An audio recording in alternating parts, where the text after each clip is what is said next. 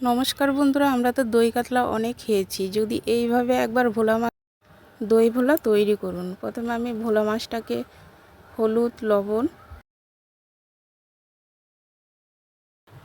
সাদা তেল মাখিয়ে দিলাম। ভালো করে মাখিয়ে কিছুক্ষণের জন্য রেখে দেবো। এবার আমি একটা মশলার পেস্ট তৈরি করে নেব। দিয়ে দিলাম পোস্ত, কাজু বাদাম আর মৌরি। দিয়ে দেবো সামান্য জল আর কয়েকটা কাঁচা লঙ্কা। এবার কড়াইতে সাদা তেল দিয়ে মাছগুলোকে আগে ভেজে নেব। যে এক পাশ হয়ে গেছে, ও পাশে উল্টিয়ে দিলাম। এরকম লাল লাল করে ভেজে নেব। ভাজা হয়ে গেছে বন্ধুরা, এবার তুলে নেব ভোলা মাছগুলোকে। সেম আর বাকিগুলোও ভেজে নেব। সেই তেলেই দিয়ে দেবো গোটা গরম মশলা, পেঁয়াজ বাটা, রসুন বাটা, দিয়ে দিলাম আদা বাটা।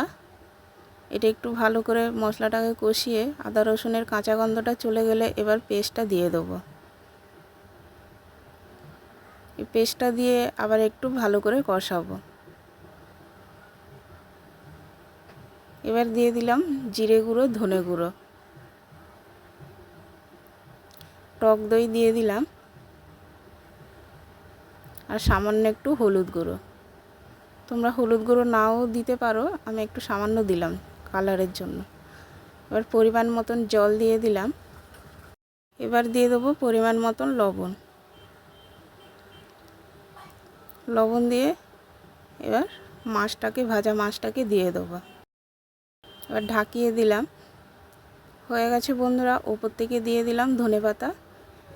এরকম একদম গায়ে গায়ে হবে গ্রেভিটা। আশা করি বন্ধুরা দই ভোলার রেসিপি তোমাদের ভালো